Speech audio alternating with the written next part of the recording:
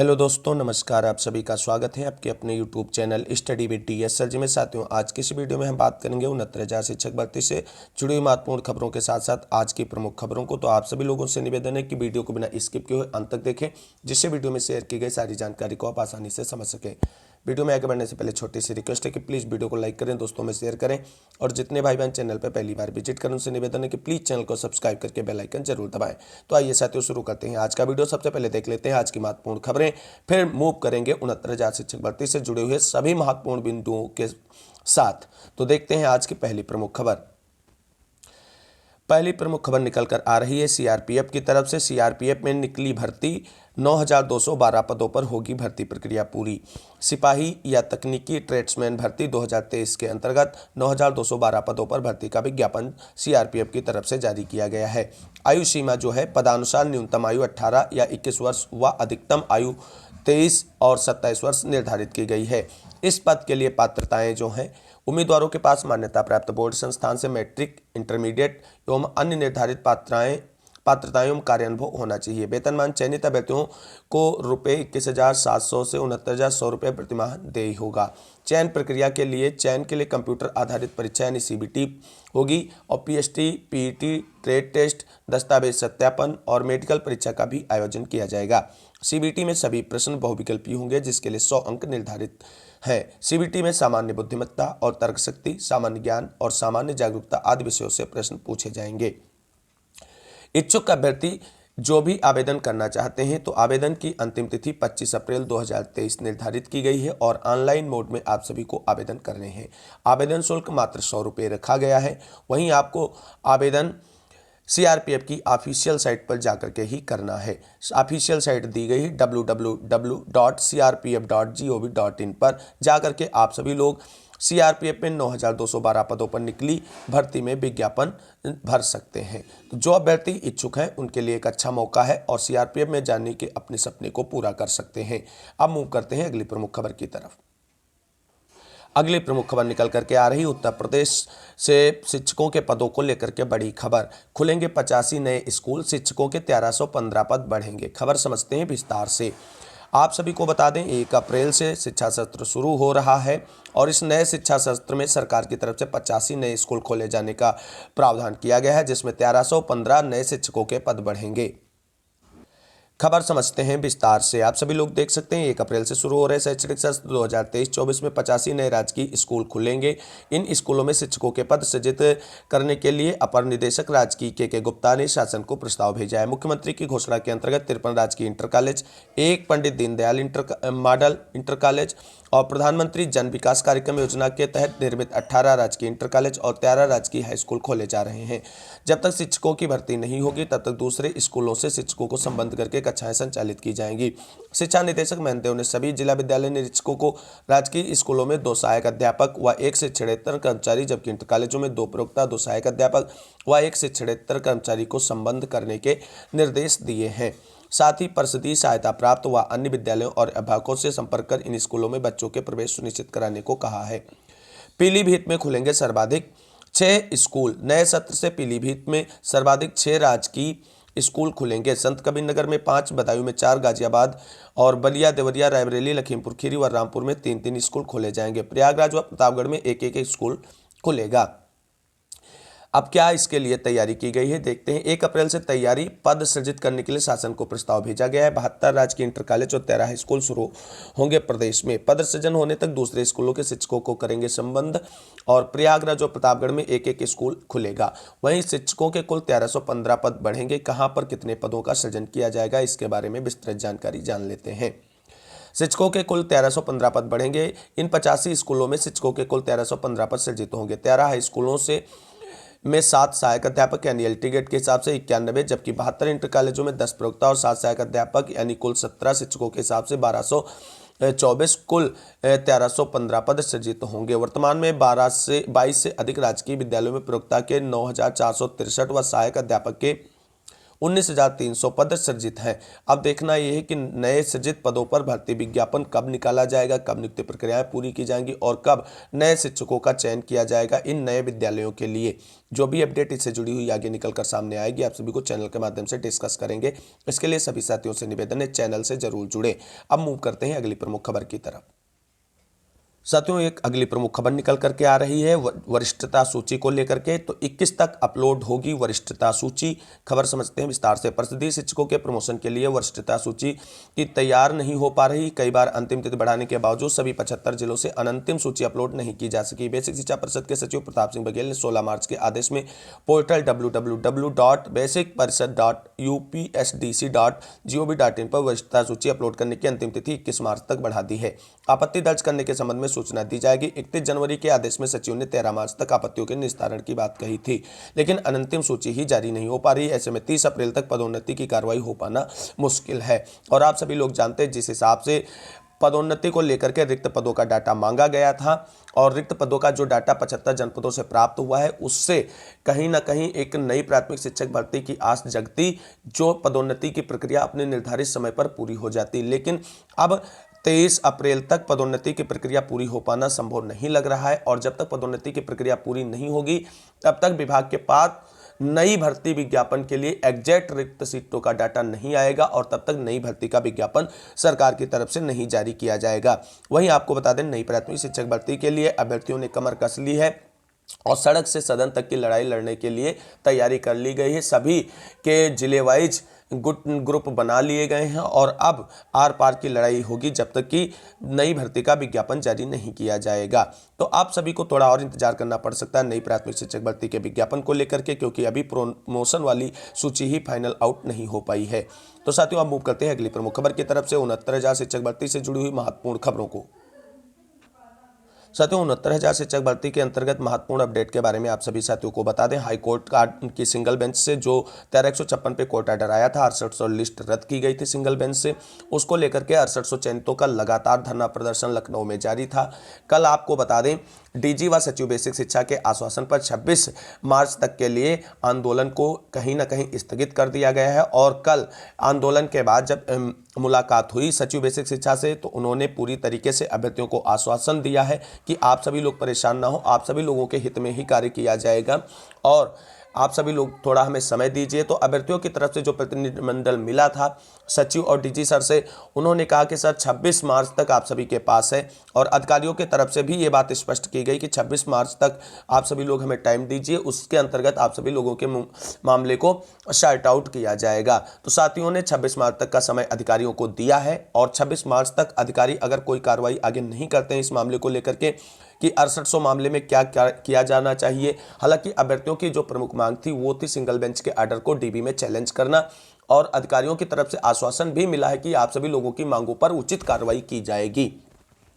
लेकिन साथियों, अब देखना यह है कि 26 तक जो आंदोलन स्थगित किया गया है, कहीं इसमें बेसिक शिक्षा विभाग अभ्यर्थियों के साथ कोई खेल तो नहीं कर रहा है, क्योंकि सरकार और बेसिक शिक्षा विभाग आर्डर को डीबी में चैलेंज करने के इरादे में है ही नहीं है। क्योंकि कई बार मीटिंगें बेसिक शिक्षा विभाग और बेसिक शिक्षा मंत्री जी की हुई हैं तो उन्होंने जो कहा है कि आदेश जो आया है सिंगल बेंच का उसी के अनुरूप हम लोग लिस्ट रिविजिट करेंगे। यानी सरकार और बेसिक शिक्षा विभाग जो है 69,000 शिक्षक भर्ती की सिंगल बेंच के आदेशानुसार लिस्ट रिविजिट करने के मूड में है और 6800 में चयनित सभी भाई बहन जो आंदोलन धरना प्रदर्शन कर रहे थे उनकी मांग थी कि सिंगल बेंच के आर्डर को डीबी में चैलेंज किया जाए। अब देखना यह है कि क्या वास्तव में जिस तरीके से अभ्यर्थियों को आश्वासन मिला है, क्या सरकार और बेसिक शिक्षा विभाग सिंगल बेंच के आर्डर को डीबी में चैलेंज करेगी या अपने लिस्ट रिविजिट करने के फैसले पर कायम रहेगी। अगर अभ्यर्थियों के मन मुताबिक कार्य नहीं होता है तो आपको बता दें 27 मार्च से महा आंदोलन की घोषणा पहले भी की जा चुकी है साथियों के द्वारा। इस बार 27 मार्च से जो भी आंदोलन शुरू होने वाला है उसमें 6800 में चयनित एक एक भाई बहन को विद फैमिली लखनऊ पहुंचकर धरना प्रदर्शन करना है, जिससे सरकार ने ही लिस्ट निकाली थी 6800 चयनितों की, तो सरकार उन 6800 के बारे में कुछ सोचे और उनकी नियुक्ति प्रक्रिया के लिए प्रयास करे। आर्डर को डीबी में या एससी में जहां भी चैलेंज करना पड़े वहां चैलेंज करें। अब देखना यह है कि सरकार क्या 26 तक बेसिक शिक्षा विभाग और सरकार की मीटिंग के बाद अभ्यर्थियों की मांग डीबी जाने की स्वीकार की जाती है या अपने लिस्ट रिविजिट करने के फैसले पर कायम रहेंगी। हालांकि अभी तक जो अपडेट निकलकर सामने आ रही वो यही है कि सरकार अभी डीबी जाने के मूड में नहीं है और सिंगल बेंच के आर्डर के अकॉर्डिंग लिस्ट रिविजिट करने वाली है। तो सबसे बड़ी चीज ये है कि लिस्ट रिविजिट में फायदा किसका, नुकसान किसका। तो साथियों आप सभी को बता दें, लिस्ट रिविजिट करने से फायदा यूआर कैंडिडेट को 50% है और वहीं आरक्षित वर्ग के कैंडिडेट को भी 50% है और नुकसान भी दोनों पक्षों को 50-50% है, क्योंकि लिस्ट जब रिविजिट होगी तो उसमें जो गलत तरीके से चयन और नियुक्ति पाए हैं कहीं ना कहीं उनका खिलाफ एक्शन किया जा सकता है या वो चयन प्रक्रिया से बाहर हो सकते हैं। और जो अभ्यर्थी अच्छे मेरिट वाले हैं, क्वालिटी पॉइंट जिनके अच्छे हैं, वो लिस्ट रिविजिट में अंदर आ जाएंगे। अब कितने आएंगे कितने जाएंगे ये अभी क्लियर नहीं है, क्योंकि जो डाटा साथियों के द्वारा लगातार निकाल कर एनालिसिस किया जा रहा है उसके आधार पर यह जानकारी यही बन रही है कि दोनों पक्षों का 50-50% लाभ और 50-50% नुकसान है। तो देखना यह कि सरकार लिस्ट रिविजिट करती है, लेकिन सरकार पर कितना भरोसा है, कितना भरोसा बेसिक शिक्षा विभाग पे किया जा सकता है कि लिस्ट रिविजिट करने में पूरी तरीके से ईमानदारी बरती जाएगी। हालांकि अगर लिस्ट रिविजिट की जाती है सरकार की तरफ से और अगर उसे सार्वजनिक रूप से विद क्वालिटी पॉइंट के साथ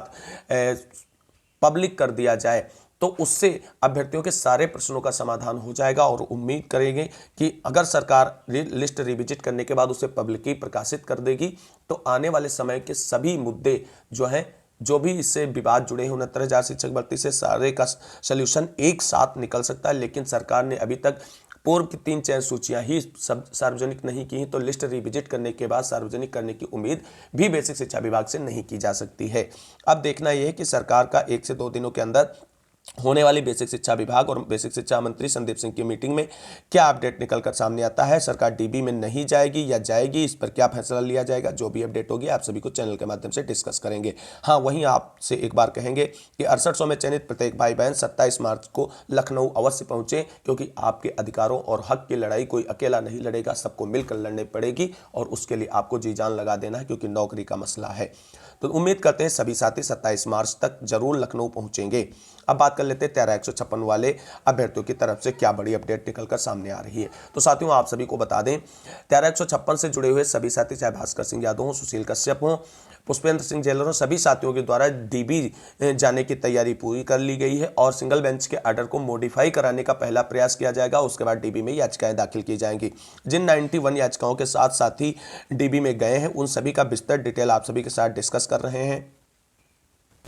आप सभी लोग जिन याचिकाओं को डीबी में ले जाया जाएगा वो सभी देख सकते हैं। आप किन याचिकाओं से कनेक्टेड हैं उसके साथ भी देख सकते हैं।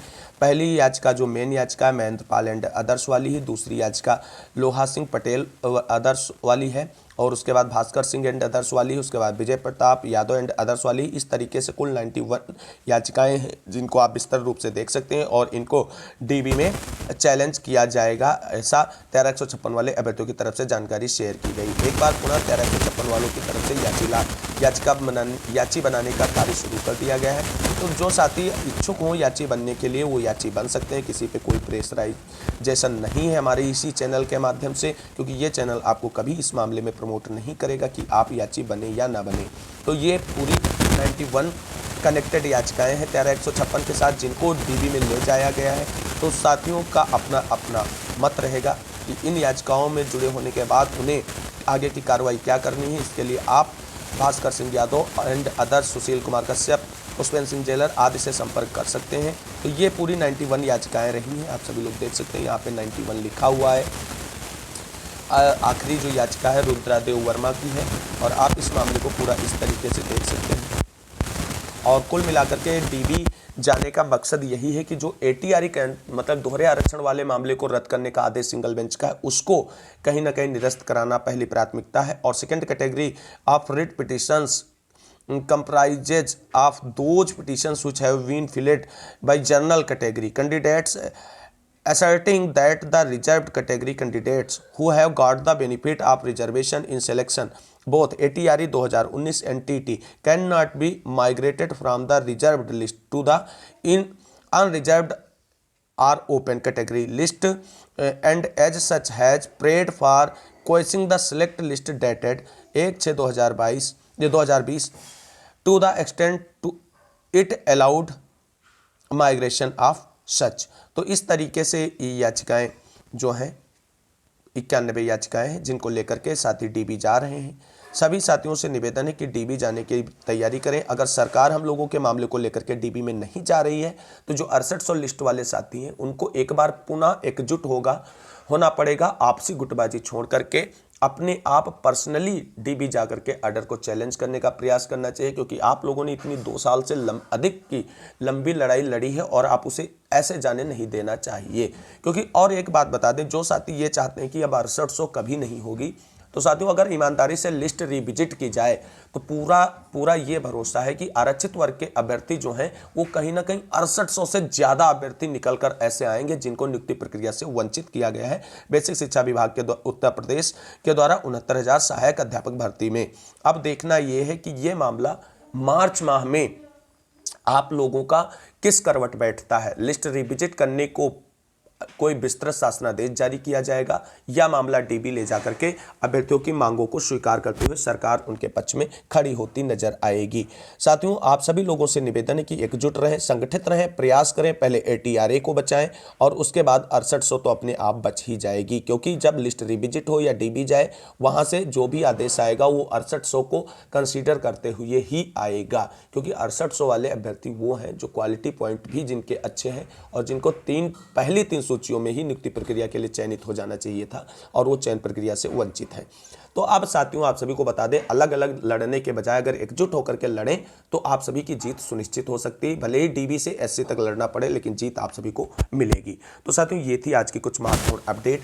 अब देखना यह है कि क्या बेसिक शिक्षा सचिव और डीजी सर ने अभ्यर्थियों के साथ खेल खेला है या वास्तव में उनके साथ खड़े हैं और उनके जो आश्वासन उनको दिया है उस पर मूर्त रूप में कार्य किया जाएगा और उनके साथ न्याय किया जाएगा। उम्मीद करते हैं सभी कुछ अच्छा होगा। सरकार जरूर आरक्षित वर्ग के अभ्यर्थियों के साथ नजर आएगी और डीबी अगर जाना पड़ेगा तो डीबी जाएगी भी।